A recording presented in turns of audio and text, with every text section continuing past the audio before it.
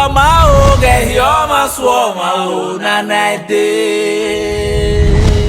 Sume o eyo. Sume o eyo. Sume o eyo. Ama o ge yoma swoma o nanade. La redo sume o ehio. La sume o ehio. La redo sume o ehio. Ehio ma suoma o nanade. La redo sume o ehio. La do sume o ehio. Yo, wa mamiere yo maswoma wo nanade sume. Mo no call you know atalo. Here when je. Mo ye.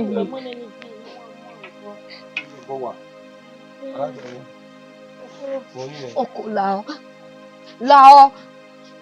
La yo saba ya nyanu lao. Rabo yunwe kure ime teve yeye. O wisa bebe rinya ero dirijo. Lao ima I kure bebe lebe bonana. Mosunu. O wenu. Ori e mana do odo agbu ima wegwe. Enu gera we onyadu e kan we gwa ke otori gwe. Iya ima je ya pe ma ku ma we bonana. Ima re bo yan we kure. O we di alenu e. Oniyin. No tadi ba we da we yeye. Ona ti je ba fosu. Ro de wo ri. Ye gbere je me leje me kedu aje mi alabe ga de go to na. Ona ya gbe je wo kan. Lao. Ilao. E la wi ma yeye lao. What is it? Oko lao. I ma ko ri wi ma le ma na lao. E yo wi ma. Di gwa le me. Iye wona be kai mi. Yo pa o pa ni mi. I kan do pa se bu pe jo me. I ma di je na iye me do ado ja ru da me. Lao ko lao. Lao yin ya. Eso dai ma lao.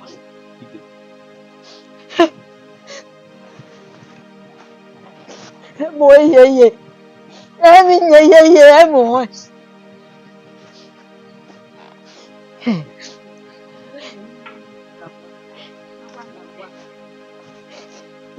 Wese kere ba ye.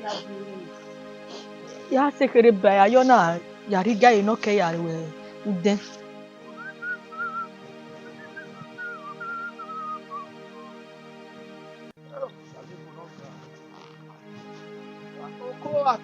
Inye. Inye. Wo munyawe ele wasiba agie we ado dogo ije baga giaje. Ye bagaja yi. Agie we ari bai. Oh, ya bra ma ne anyway ya. Eyin bi atalo ma wo mi kire ma mi. O je be fa gunu e. O ma muri ma gbe ko we. Una se wona ya tije arwa o. Gbisale bora hin. Ya lu e. O alu e.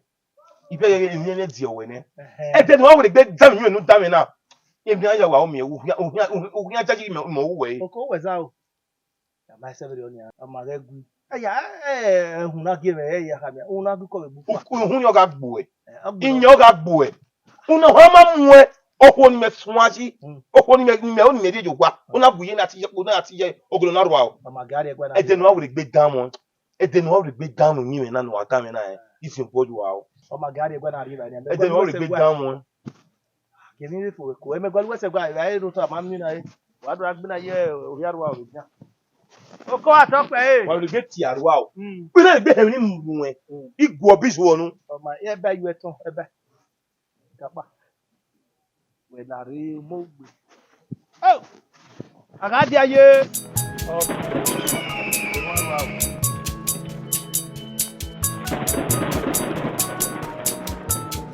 Oyo. Ko. No baba. Iwe ni dogo egun. Wa geze ye. Eminu tage amadi. Da okpe ani da eno. Da eno go pe ani. Ni emu di aji juwai. Me kami yene. Ye ma bien be wona. E o.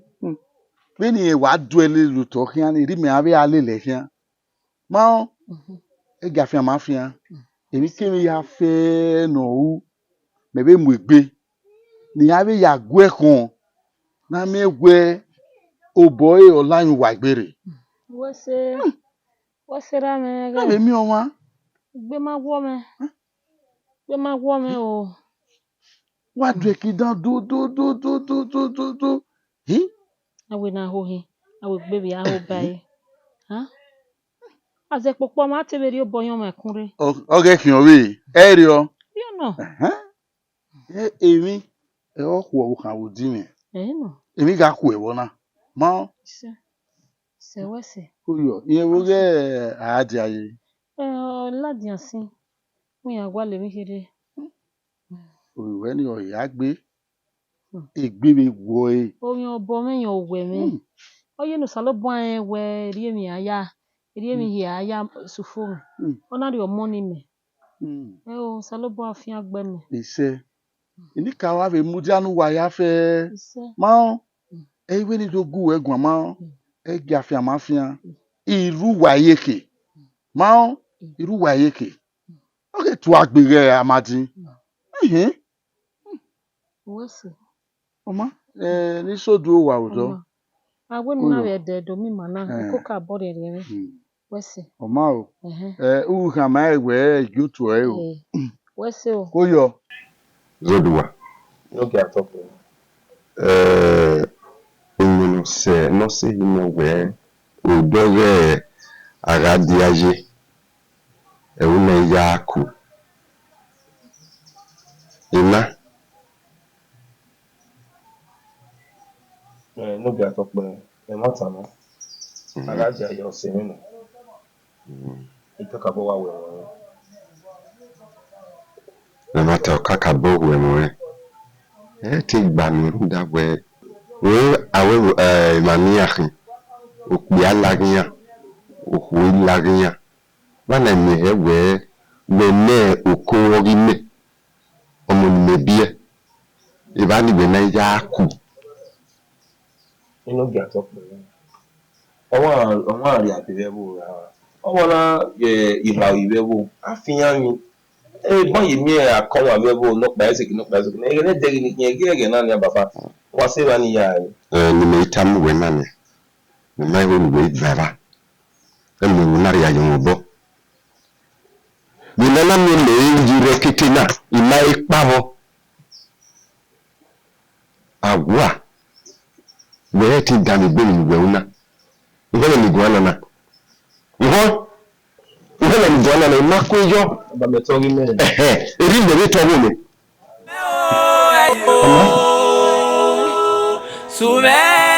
Sume o eyo. Ama o ge yo ma so ma o na na de. Ẹ̀dá mi ti sọ fún mẹ́ni à. Ya. Ndare okay wọ́n ìwà sunu mẹ́rin ọdẹ ọdọ ọkùnrin ọdún ẹgbẹ́ kìlì wà wẹ̀ mọ́ ọdọ àṣẹyẹ mọ̀ bọ́rin. Oku ma ọkọ láwùwù yẹn kwẹ̀rì. Ọ̀nà mẹ́sẹ̀ nù ara jà ló bára. Ihe adọ́ àfikpẹ́ díẹ̀ ògè wa. Ndé wí àmì mi yẹ nọ́mà sọ́kwa sẹ́fà láwùwù. Àwọn náà mo pa bu rẹ̀ yẹ. Yẹ kí kò ní àbùn rẹ̀ wò náà. Àbẹ̀ mu wá ẹ̀ kó bí ẹ̀ pa. Ẹ̀ wọ́n náà yẹ yẹ ìyẹn mẹ́gbà fún yà. Àbẹ̀ lè gẹ̀gẹ̀dẹ̀ ní sọ̀gbọ̀sọ̀gbọ̀ nọ́mà ẹ̀ṣẹ̀ mu wá ẹ̀ yẹ àbẹ̀. Ìyẹn gunu ẹ. Iye mi nìka. Iye mi nọ̀rọ̀ ọ̀mẹ́ mú. You might understand. Iye mi nọ̀rọ̀ ọ̀mẹ́ mú. At this time when you work gàdí pàṣẹ ní máa mi ní like ya. Okay, má bẹ́ẹ̀ yẹn kéde wí like mi àti ẹ̀ yìí. Ọ̀rẹ́ ti sọ̀kò mẹ́. Ọ̀rẹ́ ti sọ̀kò mẹ́. Nobody àṣegbéra mi náà ti sọ̀kò mẹ́ rọ. Ọkọ ní wọ́n bá ti sọ̀kò ní ọ̀nà oṣù wọ́n ti máa mẹ́jọ wọ̀. Ọ̀yẹ́ wà náà ẹ̀dá mú àbúrò. Ọ̀ ìbèdó mi wọ̀ jù ọ̀gbìn. Okó rẹ̀ ọ̀nà ẹ̀ka bọ̀. Okó ẹ̀dùn sí okó yẹ̀wò náà bẹ́ẹ̀ náà fúre náà gẹ́ ajé mi yàn. Ẹ̀dùn mi wẹ̀ ẹ̀gbà ẹ̀ nínú okó ìkìlọ̀ ẹ̀dá. Egwe na blame. Tora wa mi dan. Egwe na blame go to my expose my pa na ya bi ora mo to my pa igwe na re de. O me mi na gun hin. E ba ye mi ni e da come ye baba. E da we no pa. E ba ye do ni. This 21st century ana ye do ni. Ohun no vi no nya wa no ma fo na. Ohun yen ro ohun ke ya.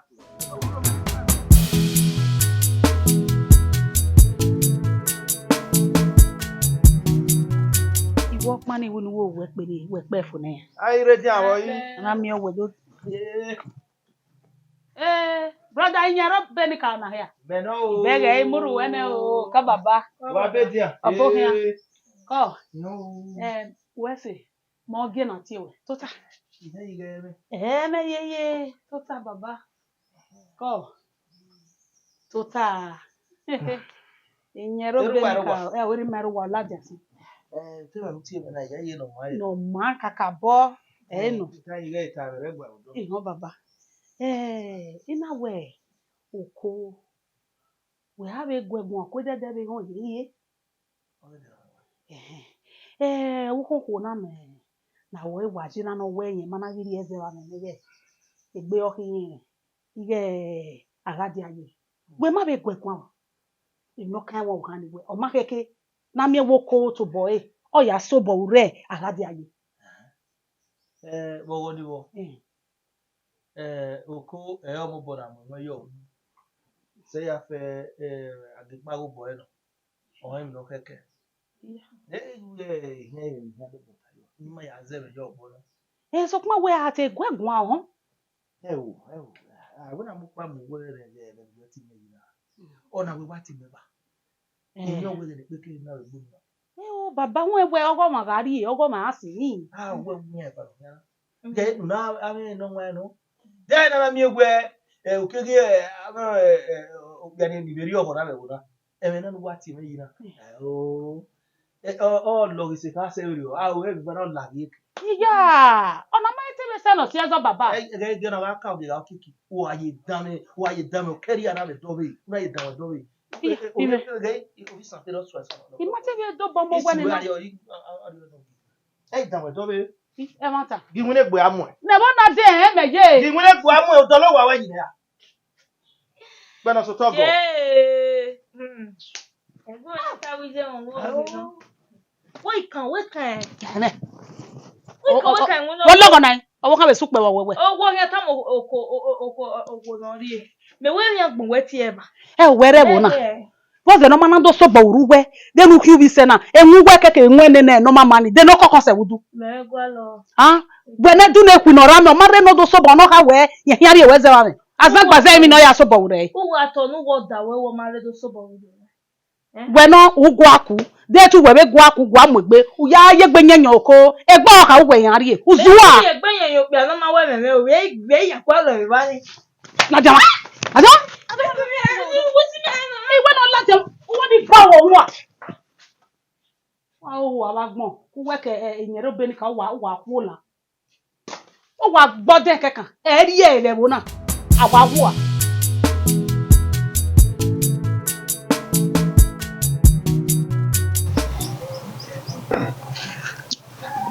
Okoro wa re amati Ojo. No gbe ya wo. iya ma Wo he me ati la je.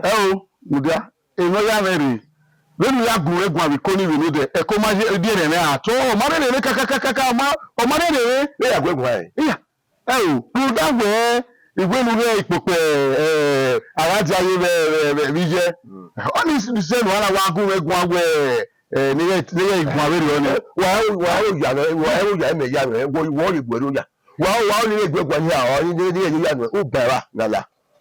U baba ni ma we ya gumo bo. Oke ku ya. Ale de tu wo mo wiye. Gba o so wa. Wa ha de le ya ko ku bara. Ori wa se.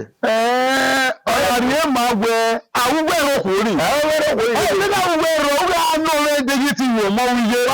Wọ́n yà kúkọ̀ pé mọ̀ wọ́n ìmọ̀ náà kú náà ní máa tẹ́yọ̀ rẹ̀ wọ́n kúkọ̀ rẹ̀ wọ́n yẹ kú yà mú bọ̀. Yẹ́ wọ́n mọ̀ nígbà gbáyé wù tẹ̀. Wà á yá wà. Wọ́n hẹ́nẹ̀. Wọ́n gbé ya ṣọ́bọ̀ rẹ̀. Àájá ayé bí jẹ́. Ẹ ó rí ẹ̀rọ náà yà kẹ́ ìyá ìfàkì. Bí ó lè wọ̀ rẹ̀ àkè. Ali du ya wo mo ye. Wo bo mo be. Oni me. E we do. Oni me. Babo ala we gbo oni we gbo. Babo ala we pe ajaye era o ge wo na no. Era o si mo ra no. Oma oye do we am be.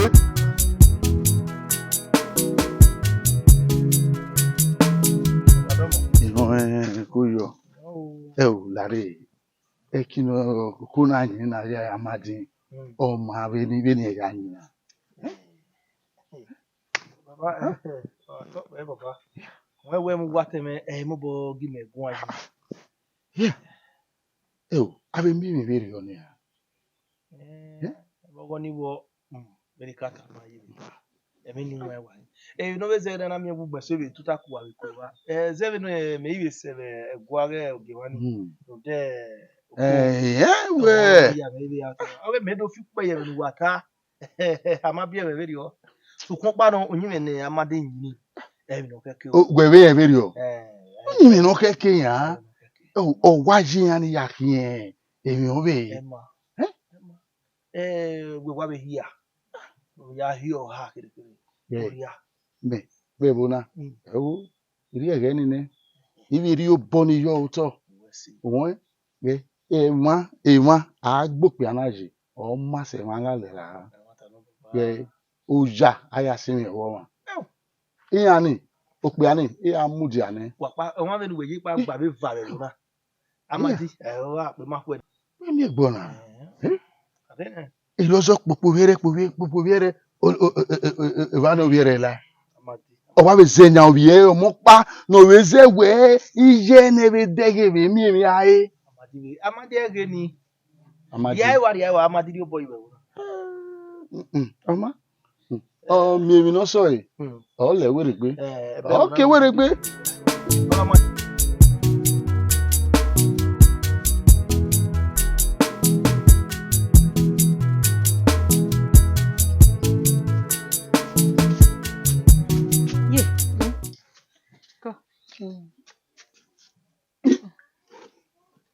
Ye. Ome yo ni ti we makoko gbaze. Tama wenya. Oku gbugbo na keke be akobeni mujo ha na ni ya agwa le mi owo. Emu na doze bi orunda won se won pa. No re ewe igwogbe uboni. Ọba fi ọba wu. Uso pe be gba o ma vie mi owo no bunje ekijahin. Na we inuna na wa ma. Ona wi ama me. Kege na jona kwa ma we kire. Igwe bone na yo oni o se na wi kama ewe yo ni do awe ọba fi. O jave hia. O ko we fi osisi a. Bo o ko fi osisi je. Awe ma ni we mu gbalegbe ni iko yan. Iko bun we yan fi osisi. Ikwe ye yo pa won pa hin. Ikwe o be nu e ko wonu na here na. E ko evun me. E de na mi ari. E de na ma mi ewe. Je, emi tana ye. Mo ma no. Me ni awe emi wo ni ya ni wa ko be ke wo hani e igmu bi ropa. E guy no mo pa liga be wo na. E are ni no diga ni ya are ni e vo kweke wa ni. Iya agbe mi wo na bana ni. Ti yan be ayugo me eyin we go ni ado sisi o se ni o sisi no ka lo o kedo dogbon ona wi am mo ni mene ni ka lo ne ije sabua ona na tu je yugo ni wa tamanu wa be ugu wa be yerusu mi ofo me mo egbe ne iya hwe ni ya le leru da ima oni so be egbo no re ewu mana ya me ke adia ko egbo no re ewu yan wo boni odoni ana kaso o sana ni meri wana bani a rere ya me madu sana la jamba na ko wit na deje ni du sanare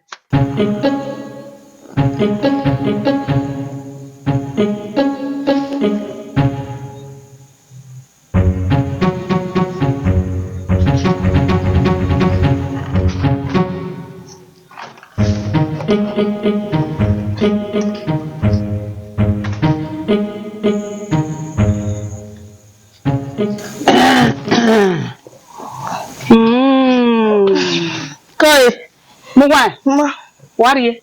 Ya yo. Wa yo. Mo wa. We are ya yo na mgbere ya. Eri lo yesira. Owe na mu ga no mu wa wu. O gboyi. Mo gba te wa be pa ogi asan gi eyin na. Wa wi bu aga ja yo ya yo wa. Agadi aye. Ya we ya yo. Wa yo. Dege na ya.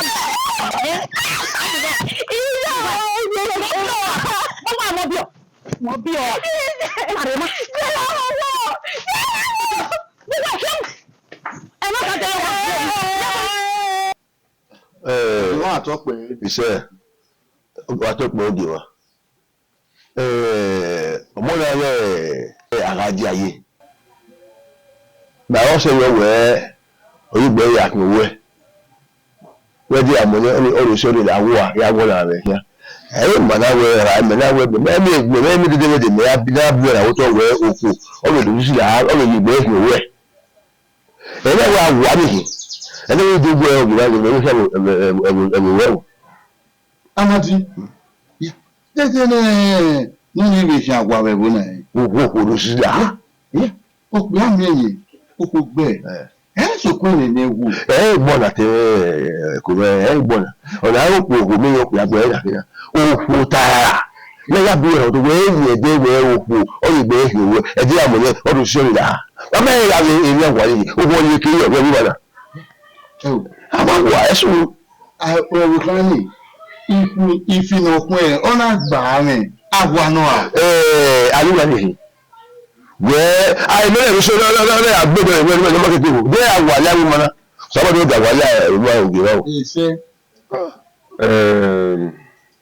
Amadu wàtò pé ẹmọ táì nínú yíyé náà ní wẹ kẹkẹ ó gé ìbànú wà á gbà lótọ́ yìí nínú orílẹ̀ èdè ẹ wà á dé gbà wọn.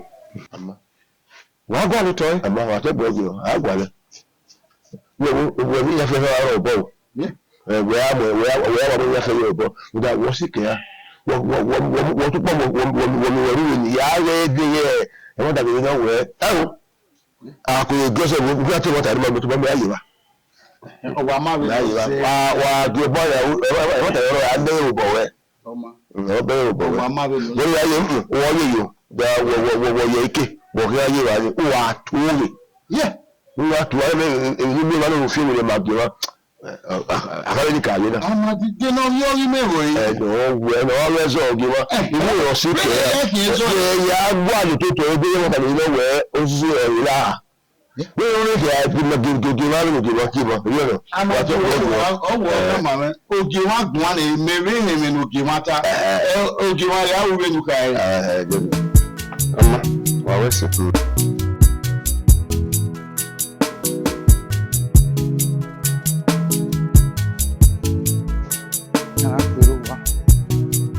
Wado wedia. Anigi. Aro. Me eko me no. Koyo, uredia. Ide mu agani tota. Koyo. Ko. Iya bebo. Iya ma. Edia bebo. Abe ma. Koyo. Ko, egbe wo. Oma. Bo salobo. Sawese. Iye wo ge agaji aye. Oma ere. Ọmọdé ọlájàsí. Egbe yẹn, egbe emumu. Egbe wome o, megineru. Abo si abese ma, ibu wagume gwegwa. Wagume gwegwa. Obi atota, okwo no. Ha? Ehun. Eni agtase. Akuma wa mi ewe. Agwene mi ari ebefu aneni ya. Ibege mete tafo yen pasi me ane Iwo wa jame mubo isedian oye ni ekini eri wa dona we na say I know ajo by fear eta ogwa tare bije me ina we o ikwe okwojo obafi ikwe oma Ama me gbe ìwé oni ve wo na de. Ọmọ mi e bo o. Oe we awuna gba menia. Be no kian ni di daji. Okwo ba e no iye tingbe. Iye de se yi me e de ke agbe ni yin yen pa o ma mi e ba yo moto obe pa. Ni jebo. Okeke no ga I dame owe. O ga teme mo keke no ga ri. Erie. Ebe zeyo. O sa bo ai ge mi ro pa sunu ba yan. Ba kian e o do ko wo pa. Ga ni ari be fo abebe. Ayewe. De go ro wa yan e ve gwegwan ade go ga ri. Obi ohani. Ebi no ro e ko mana wene ewe. Oni wa gbukoko wo na. Oma kama ewe ise ma. Mama. Ya be kama inu tana. Agadi aye. Oge wa to pe. Agbe oha we yo ya fi ami oha. Mata ni fi. Mata no ge mo. We uye gbe ya we. Oge wa mata no so kon pa no oge ma agbon ya ere bo na gije me ga fozu e ni. Mo pa oro gira mo ro gije mo wi ro mo. Bi ma e o si e ni na mo osisi la ha. Na ye wi na hin owe. Ma e we ti we wa ye wo ni he ga o. O ko pa ni ma he ye bo wa o se na we ni ya na mi egun o ga gbije no me be gbi me o se oge ma. We osisi wa ni la ha. Ogo igwe ya ko we. Eko. Ma. Me no yena. Me nenia. Sokma. E la ke na we bi maje. A oge ma. We ikbia o heke no lara. E oge ma me be fi ni do. Eva bodo. O. Oni we ni gwe. Wes oge ma. Wes. Wa forgive. Wa we ni ta. Omo ariwa. Wes. No yo wa. Wes oge ma. Wa to. We we ofu. Àwọn gbogbo ayi we àwọn we mo. Oge ma da o wa sunu. Ti ni yo. Amadi. Ariwa. Itaine. Ofo itaine.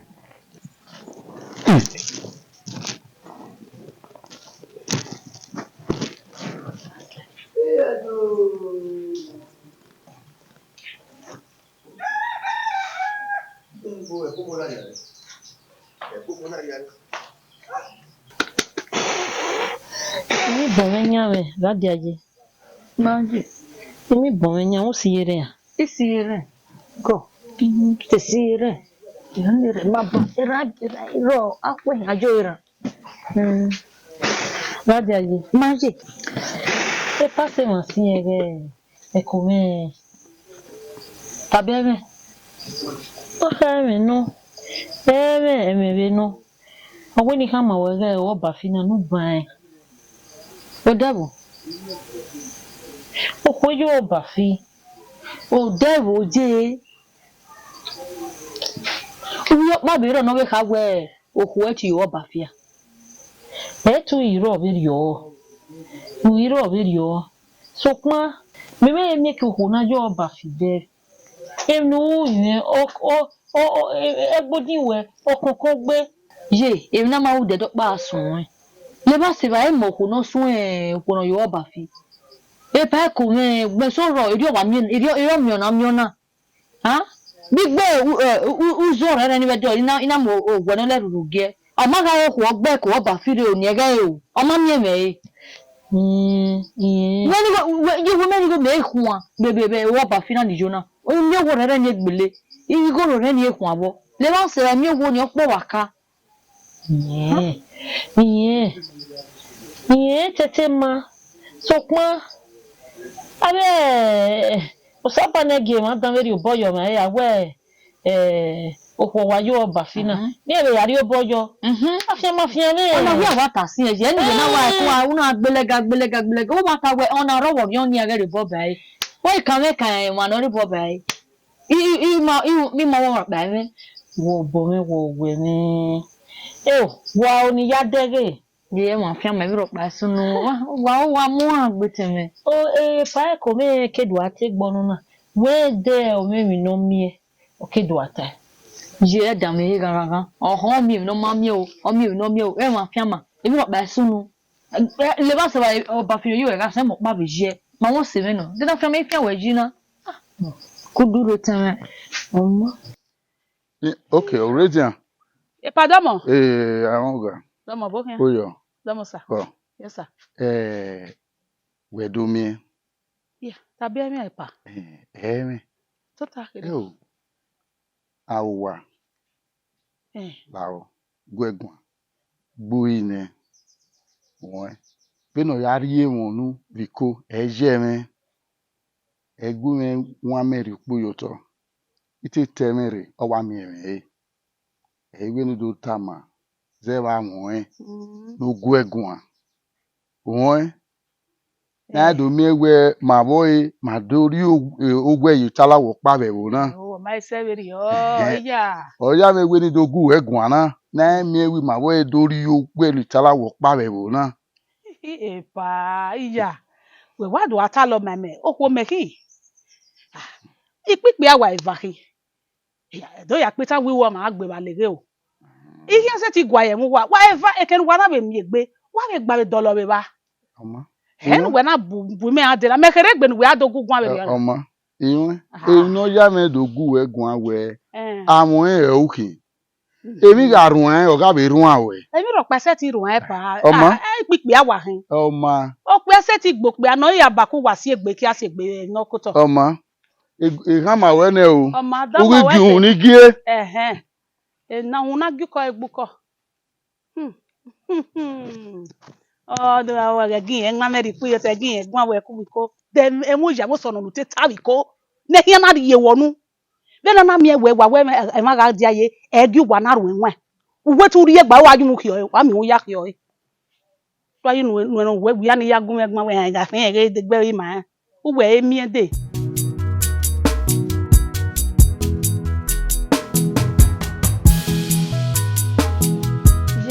Ohina ya te no hotao. O ze ni na mwe ale aladia ya buru. Agadia yi. Kiya ka Boy we kan agadia yi mo o bo ni na bo mi ade. Wa we do ano moto wo. Enyi ira me matama we no si. Agadia yi. Amoya aburu da amoya buru mama se. Na wa wi yan ebe bo na when na ti awa ke koma ye wo re. No. Aka wa kiyan hin bo pari fefefe. Iyan lago ma o ma lagiyan. Iyan gwo ma de agwiyan de. O ma na mbiri mi e wo wiyan. Uyi no kwa gedegbe. Akan fi o ma ni.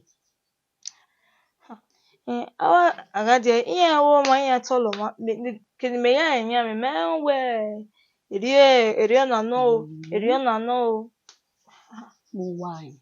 je Ge agadia ye je. Oyi ogbo ma ogi awa. Owo kan kere. Omo na mu owo no ma no bere e okay. Ma mi we no wa gan ni. Inje ni no wa fozu ni. Na ede bege ni. Gedemune awo eni. Oran wa gbodo we na wupa. Awa gbon na barwa o. Gedemune. Azin afipa. we ya Wa be sun. Oji mana la ma ti ma jaze mana gbo ma mo ya ti azen iyan ma ti sekenu weje na. Wa go na o. Ru da we wu we bo na we ma se wi ya no sunu. Ni e wu we bo na. Agege kon ma yin go ebore a. E mi o si ese mi. Ademade. Remeta se we ti yan ba yan because me ma jaji wi yan se ti we gbo ni emi. Yan se ti. Awije na e ba so je mu we. Wa ya Ma o sabo awe si mi we. Sabo awe si mi we. Ma no. Wa we na ya lawe an.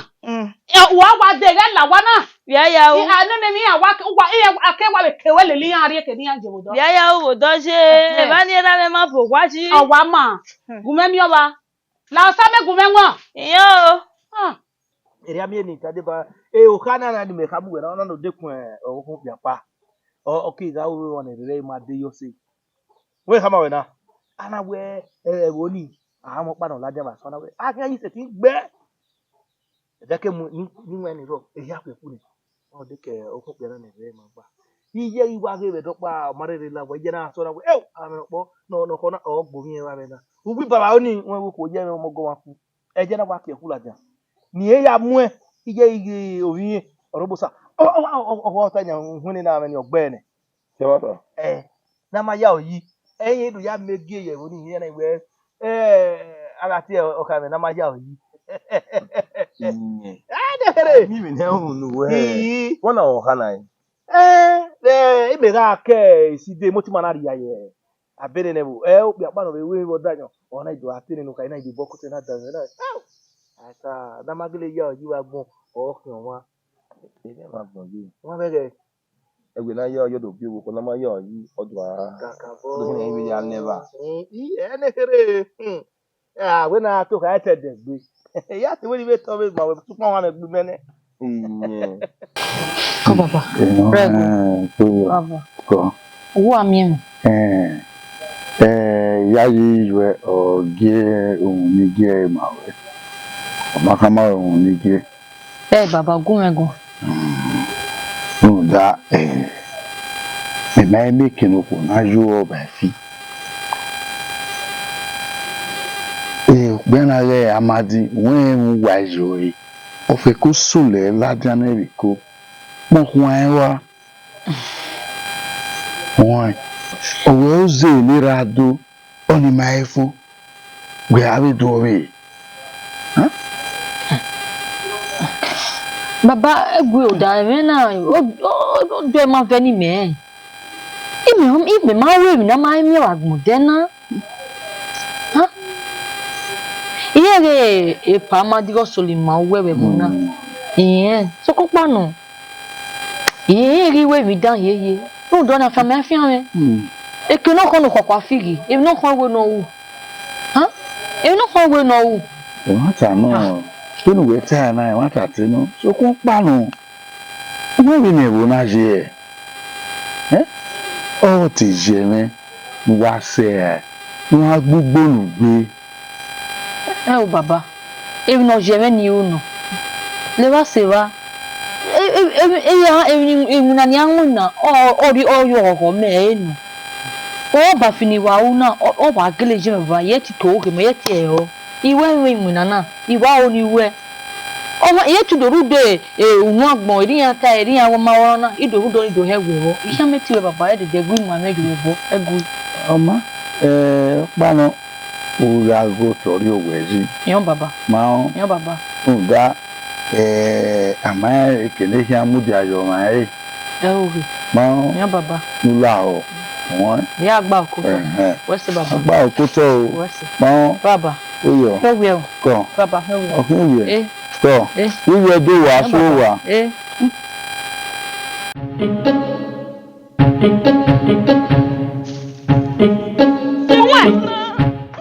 Je.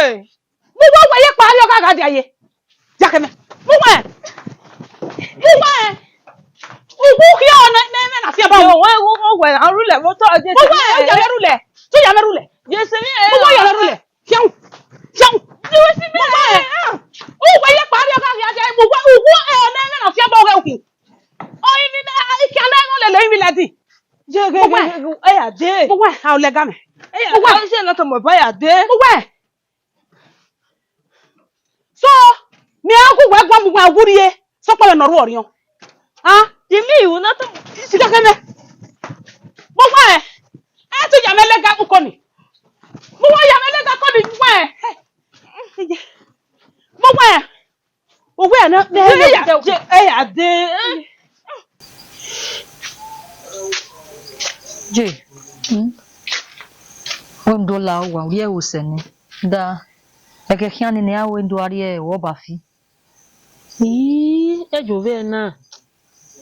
Wo si e. Ejo ve na. Iya ede ya o egwe a. Ha?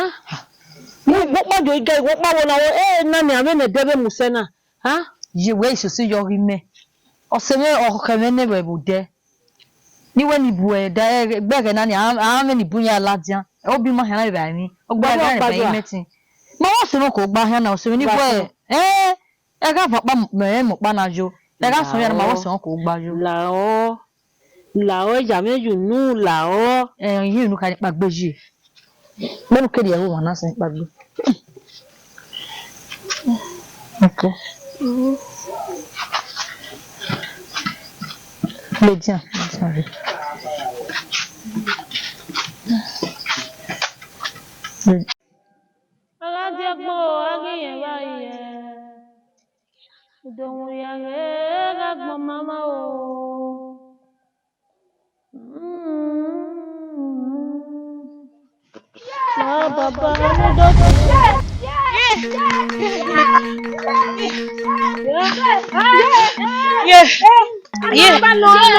Mano.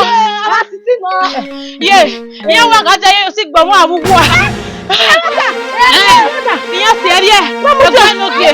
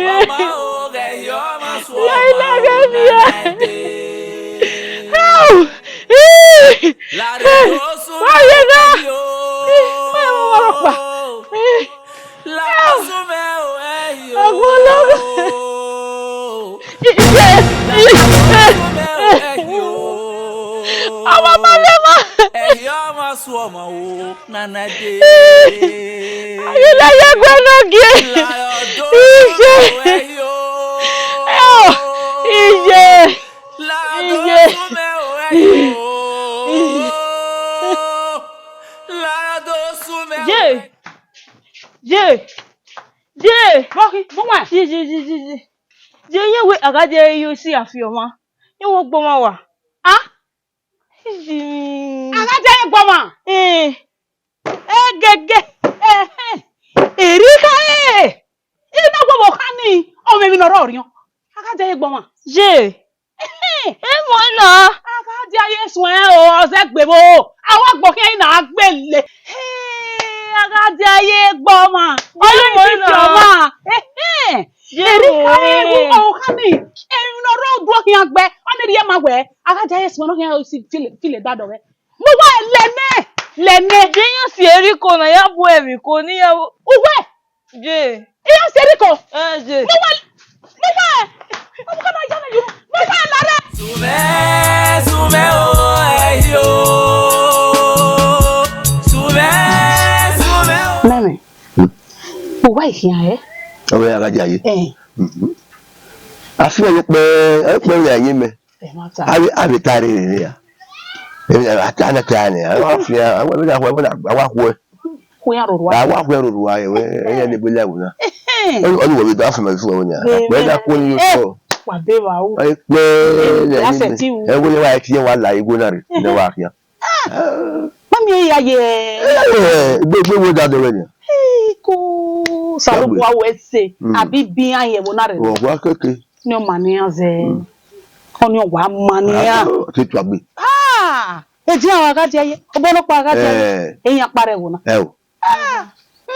Baba. Ni a pe ma ko re Agade aye na. E ma ruda e mo emi se ko ya fi wo de to o wa ya fun fi ni ko erude. Ni na ge pe ma ko. O lo ya agbo bu le se kini ko na wo bi se kini. Mo we wa ko we ya mo si agbo wa mo la ye na. De awo yi. O lo. Baba e mo. Ipagbo a. Ataya taya. Ya se wo de. Mami o kana. Sawa. Se de ya ju e. Never, don't be silly. Ìwọ mo oni abagadi aye gba se go kan na no mai fe na gbo yin. Oh, your pa, they oh, your opoli. Mo gbo e lo do agbo. What picky? Yeah. Hey!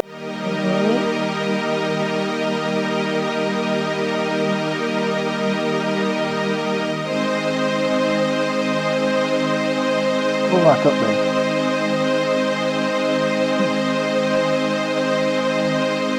Cái gì kì nó xin mà nó gặp bọn. Đây là không. Okuno teru awo gboma. Đây là gặp bọn. Ya. Awe do ga bọn. Abo gboma, awe ma so awe ma ho bata be gba. Yeto boy we bi no go we nyo gboma. Then I hear ya mo gari abon. Yo gba o.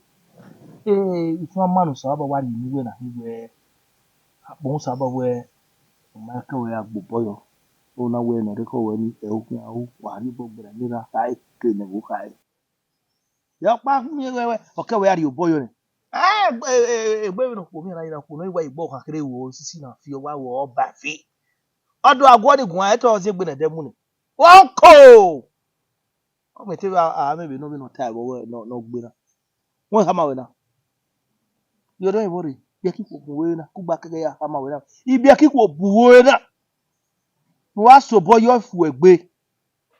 Wa odo bo wa be mi ku na ha me wa be ko digbu e. O ga so ohu e. Ohu e kin ye kin na gba. Mo pa na. Ehi mi ma kam mi egbe. No gele gbo wa ni. Oko atope na do mi egbe do ate me no gbegbe. Yori oyinbo dey high. Wa dan. Yo kekere won da. E mo ma di mi. Mo ma da. Salubua. Wemi ò ní fi ẹ. So. Eya ye. Ọwọ́ wọn we eya ye gbe. Eya ye gbe. Hey. Mami na ku ya ye wonare nya keke ya ye wonare ge. Agaja ye bije. Begbo ya bu ni edan. Eya ye. Wa ye sin amana gbo. Ipo. Ona kwa gbe wa. Ike dan. Agade yo okajo ugwa ya gbumi owo na e banke gbumi owo a. Kiame. Wo here le so ade bayi na. Wi po lo salobo awe. E u wo ri osisi yan gboa. U da lama. Ni we to bu gbe owo asowo le ni wa to tana. Ita. Ni le gege ba. E ni bere egbo mo na we bere e. U da gege ni me to tana. E ni dege. U ga yen gedegbe no ke ma si so. U bere e. E me we po salobo awe. E u wo ri osisi yan. O wa gboa. O wu kekan. U fu wa na wo yede. Je mege e wa pa yen ma we mi yan kakaka re na. So bo pa no yo se video we e mo de na. Igbo were gbe ye ni bugi yo do nu na no wi ana. Eguye bo e ma ta ta ma we. E wa ni duwe kine yen egbe yan. E wa ni wa ro toto. Ma. O ma so ma no so yi. O wa ne gbo lo are kini na keke ari. Se wa pa se won wa dan. E mo eda. Yi ye so ma no so yi. O ma ne mo ba da egwa yo. Gbo lo are ke na keke ari e. No ya de da mi su.